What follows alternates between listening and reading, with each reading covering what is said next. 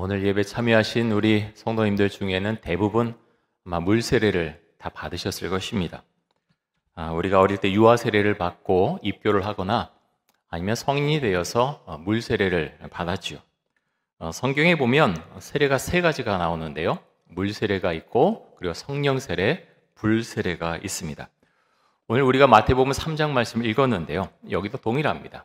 물 세례가 나오고 성령 세례가 나오고 불 세례가 나옵니다. 오늘은 물 세례 초점을 맞춰서 제가 말씀을 전하려고 합니다.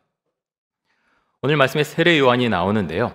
세례 요한은 예수님보다 이 세상에 6개월 먼저 태어난 사람이죠. 그는 제사장 가문에서 태어났고요. 아버지 사가랴 그리고 어머니 엘리사벳 사이에서 태어난 아들입니다. 하나님께서 이 가정에 아이를 주시면서 아주 특별한 사역자로 이 아이를 키우시는데요. 세례 요한은 주로 광야에서 복음을 전했지요. 회개 복음을 전파했습니다. 자, 오늘 주신 말씀 가운데서 마태복음 3장 1절과 2절 말씀 보겠습니다. 그때 세례 요한이 이르러 유대 광야에서 전파하여 말하되 회개하라 천국이 가까이 왔느니라 하였으니. 자, 여기서 뭐라고 말씀합니까? 사가랴와 엘리사벳의 아들인 요한을 가리켜서 세례 요한이다 라고 이제 부르고 있습니다. 요한을 가리켜서 세례 요한이라고 부르고는 이유는 그가 사람들에게 죄 사함을 위한 물 세례를 주었기 때문에, 죄 사함을 위한 물 세례를 주었기 때문에 앞에 세례자라는 뜻이죠. 세례 요한, 세례를 붙여서 세례 요한이라고 부르게 되었습니다. 그는 유대 광야에서 하나님의 말씀을 전했습니다. 근데 여러분, 왜 마을이나 도시에서 이 말씀을 전하고 회개의 말씀을 전하고 세례를 준 것이 아니라 광야에 가서, 유대 광야에 가서 이 말씀을 전했던 것일까요? 세례 요한 당시 대부분의 종교 지도자들은 하나님의 말씀과 상관없는 삶을 살아가고 있었죠. 타락한 사람들이었습니다. 그래서 하나님께서는 세례 요한에게 내가 마을이나 성전이나 도시 잃지 말고 광야로 나가라 라고 말씀하신 것이요. 그곳에서 하나님의 음성을 듣고 회개의 그 설교를 전하면서 세례를 베풀게 하셨습니다. 세례 요한이 전한 메시지는 아주 간단했는데요. 회개하라, 천국이 가까이 왔느니라. 이 말씀을 전했습니다. 여러분, 회개가 무엇입니까? 회개는요, 하나님께로 마음을 돌이키는 것, 하나님께로 마음을 돌이키는 것을 말합니다. 마음이 온통 세상을 향해 완전히 가 있었는데 하나님을 갈망하는 마음이 생긴 이후로는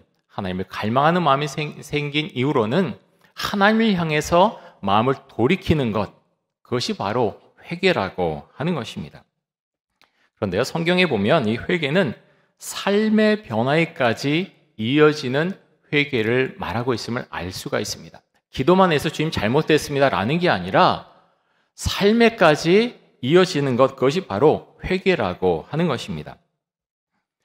지난주에 제가 설교하면서 예수님을 모시고 예수님과 함께 살아가려면 회개 기도를 반드시 해야 되는데 그냥 하는 그런 회개 기도가 아니라 심령 깊숙한 곳에서 나오는 그런 회개 기도하는 시간을 반드시 거쳐야 된다라고 말씀을 드렸습니다.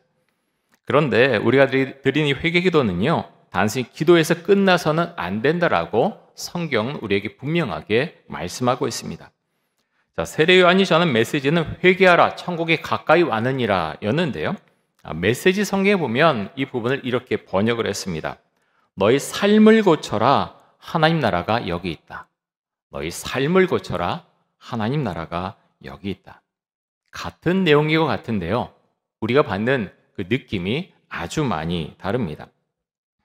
자, 또 마태복음 3장 8절에 보면 회개에 합당한 열매를 맺으라, 회개에 합당한 열매 맺으라라고 말씀하고 있는데요. 이런 것을 보면 회개라고 하는 것이 단순히 기도에서 그치지 않고 삶까지 연결된다고 하는 것을 분명하게 알 수가 있습니다. 지금 제가 회개에 대해서 말씀드린 이유는 이 물 세례가 회개와 깊이 연관이 되어 있기 때문입니다. 유대인들은 세례 요한을 찾아왔죠. 세례 요한은 광야에 있었습니다. 유대 광야에 있었죠. 사람들이 살지 않는 곳이었습니다. 근데 세례 요한을 사람들이 일부러 찾아왔다고 하는 것입니다. 세례 요한이 전한 설교와 그 영향력이 대단했다고 하는 것을 알 수가 있습니다. 세례 요한이 전한 메시지는 그 당시 영성이 메말라 있었던 바리새인들이나 서기관들 그리고 사두개인들의 메시지와는 완전히 달랐다는 것, 그것을 사람들이 알고 있었다고 하는 것입니다. 그래서 사람들은 세례 요한의 설교를 듣고자 또 죄를 회개하고 물 세례를 받고자 광야로 갔습니다. 자, 오늘 말씀 가운데서 5절과 6절 한번 보겠습니다.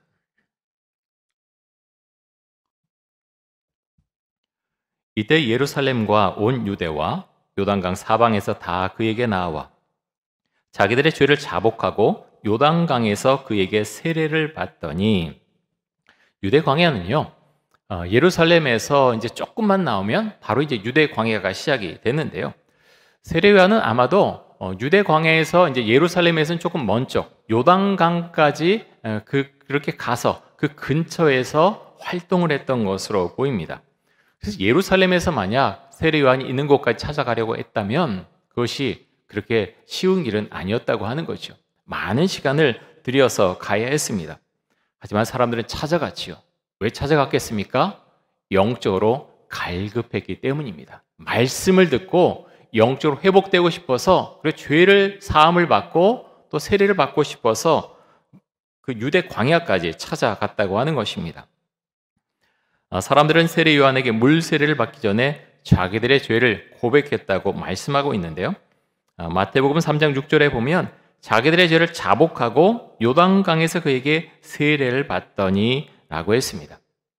우리 이 말씀을 통해서 물 세례와 회개 기도를 연결해 볼 수 있는데요.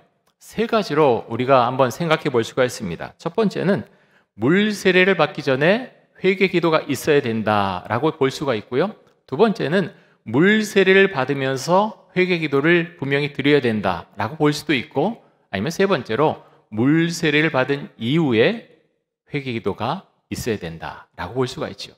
어찌됐든 중요한 것은요, 세례를 받을 때 그냥 세례를 받아서는 안 되고 반드시 회개 기도가 있어야 된다라는 것을 성경을 통해서 분명히 알 수가 있습니다. 유아 세례를 받고서 입교를 하는 경우도 마찬가지죠. 자신의 신앙을 고백하며 주 앞에 나아가는 그 시간에 반드시 회개 기도가 있어야 됩니다. 자, 6절 말씀에 이제 우리가 사용하는 개역개정 성경에 이렇게 되어 있다고 말씀드렸습니다.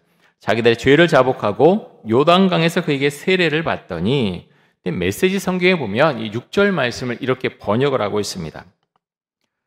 죄를 고백하러 온 사람들은 그곳 요단강에서 세례를 받고 삶을 고치기로 결단했다.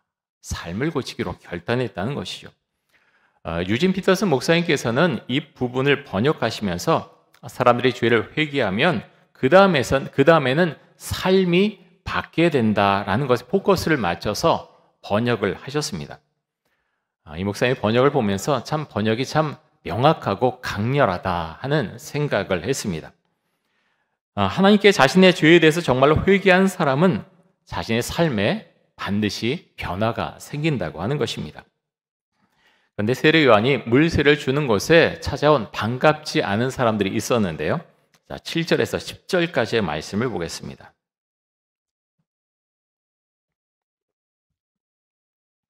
요한이 많은 바리새인들과 사두개인들이 세례 베푸는 대로 오는 것을 보고 이르되, 독사의 자식들아, 누가 너희를 가르쳐 임박한 진노를 피하라 하더냐. 그러므로 회개에 합당한 열매를 맺고 속으로 아브라함이 우리 조상이라고 생각하지 말라. 내가 너희에게 이르노니 하나님이 능히 이 돌들로도 아브라함의 자손이 되게 하시리라. 이미 도끼가 나무 뿌리에 놓였으니 좋은 열매를 맺지 아니하는 나무마다 찍혀 불에 던져지리라. 자, 여러분, 세례 요한이 왜 바리새인들과 사두개인들에게 이렇게 강하게, 정말 굉장히 강하게 질책한 어조로 말했던 것일까요? 왜냐하면 이들이 정말 회개하기 위해서, 자신들의 죄를 자복하고 세례받기 위해서 이들이 왔다면 세례 요한이 이렇게 말하지 않았을 것입니다. 이들이 온 목적은요, 물론 나중에는 그렇지 않은 바리새인들도 생겨나게 되지만 이들이 온 대부분의 목적이 무엇인가 하면, 세례 요한이 어떤 사람인가, 그가 혹시 율법적으로 잘못된 것이 있지 않나, 그를 책잡기 위해서 그 자리로 나와왔기 때문에 세례 요한이 이렇게 강한 어조로 책망하는 말을 했다는 것입니다. 그래서 세례요한은 이들을 향해서 독사의 자식들아 라고 강하게 말하죠. 그러면서 세례요한은 또 이들에게 회개에 합당한 열매를 맺어라, 회개에 합당한 열매를 맺으라 라고 말하고 있는데요. 자, 7절과 8절을 메시지 성경에서 이렇게 번역을 했습니다. 세례가 점차 인기를 얻다 보니 많은 바리새인과 사두개인들도 세례를 체험하러 모습을 드러냈는데, 이를 한 요한은 버럭 소리를 질렀다. 뱀의 자식들아, 이 강가에 슬그머니 내려와서 무엇을 하는 거냐? 너희가 뱀 가죽에 물을 좀 묻힌다고 뭐가 달라질 것 같으냐? 바꿔야 할 것은 너희 겉 가죽이 아니라 너희 삶이다. 이제 강하게 이제 번역을 했죠. 그런데요, 우리가 여기서 정말 잊지 말아야 될 것은, 바뀌어야 될 것은 단순히 어떤 물을 뿌리고 아니면 물에 잠겼다 나오는 그런 상징적인 게 아니라 우리 삶이 바뀌어야 된다, 너희 삶이 바뀌어야 된다라고 하는 것입니다. 우리가 이런 성경을 읽으면서 분명히 알 수 있는 것은요, 물세례, 이 세례는 정말 중요한 것이지만 물세례를 받는다고 반드시 구원을 받는 것은 아니다라는 것을 분명히 알 수가 있습니다. 여러분, 구원은 어떻게 받습니까? 구원은 예수님을 믿을 때, 예수님께서 나의 죄를 위해서 십자가에 못 박혀 죽으시고 부활하셨음을 고백할 때, 그가 하나님의 아들이심을 믿고 또 그를 나의 삶의 주인으로 받아들일 때 우리는 구원을 받습니다. 자, 그러면 그럼 물세례를 받지 않아도 되느냐? 그렇지 않습니다. 굉장히 중요합니다. 자, 마태복음 28장 19절 말씀 한번 보겠습니다. 자, 그러므로 너희는 가서 모든 민족을 제자로 삼아 아버지, 아들과 성령의 이름으로 세례를 베풀고, 자, 부활하신 예수님께서 제자들에게 말씀하시기를 너희는 모든 민족을 제자로 삼아 아버지, 아들과 성령의 이름으로 뭘 하라고요? 세례를 베풀라. 세례를 베풀라라고 분명히 말씀하셨습니다. 자, 사도행전 2장 37절과 38절 말씀도 보겠습니다. 자, 이렇게 말씀합니다.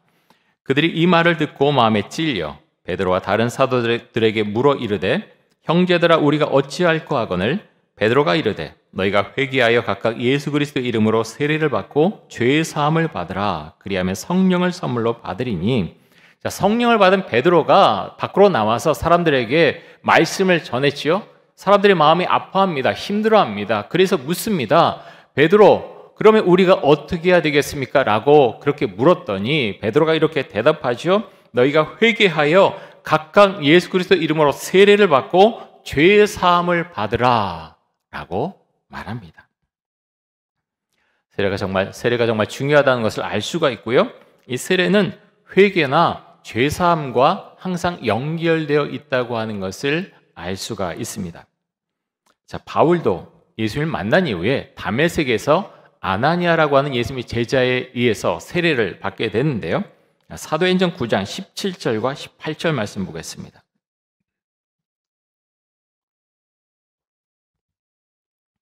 아나니아가 떠나 그 집에 들어가서 그에게 안수하여 이르되, 형제 사울아, 주곧 내가 오는 길에서 나타나셨던 예수께서 나를 보내어 너로 다시 보게 하시고 성령으로 충만하게 하신다 하니, 즉시 사울의 눈에서 비늘 같은 것이 벗어져 다시 보게 된지라. 일어나 세례를 받고.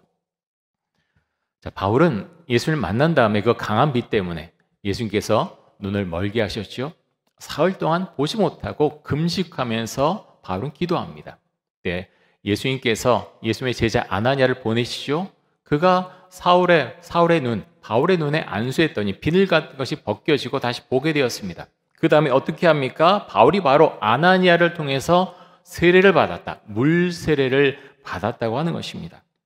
바울의 경험을 통해서 볼 때 이 물세례는 예수를 만난 것에 대한 인증 같은 것이다 라고 하는 것을 알 수가 있습니다. 또 갈라디아서 3장 27절에 보면 이렇게 말씀하고 있는데요. 우리 같이 한번 읽겠습니다. 누구든지 그리스도와 합하기 위하여 세례를 받은 자는 그리스도로 옷 입었느니라. 자, 이 말씀을 이거에서 보면 세례를 받는 목적이 무엇인가 하면 그리스도와 연합하기 위해서. 연합한다는 것이 무엇입니까? 예수를 만나고요, 마음에 받아들이고 그 주님과 함께 이 세상을 살아가는 것을 말하고 있습니다. 세례를 받는 목적을 크게 세 가지 정도로 정리해 볼 수가 있는데요. 첫 번째는 죄의 사함을 받는 것에 대해서 하나님 앞에서 인증하는 예식이라고 하는 것입니다. 내가 죄의 사함을 받은 것에 대해서 하나님 앞에서 인증하는 예식이라고 말할 수 있고요. 두 번째는 이 세례는 그리스도와 연합하는 것이라고 하는 것입니다. 자, 세 번째는 교회 일원이 되었음을 교인들 앞에서 선포하기 위해서 우리는 세례식을 거행하게 됩니다.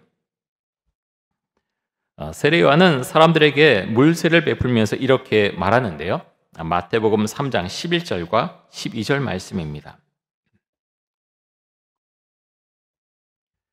나는 너희로 회개하게 하기 위하여 물로 세례를 베풀거니와 내 뒤에 오시는 이는 나보다 능력이 많으시니 나는 그의 신을 들기도 감당하지 못하겠노라. 그는 성령과 불로 너에게 세례를 베푸실 것이요 손에 키를 들고 자기의 타작 마당을 정하게 하사 알곡은 모아 곡간에 들이고 쭉정이는 꺼지지 않는 불에 태우시리라. 자, 이 말씀에 의하면 사람들로 하여금 회개하기 위해서 물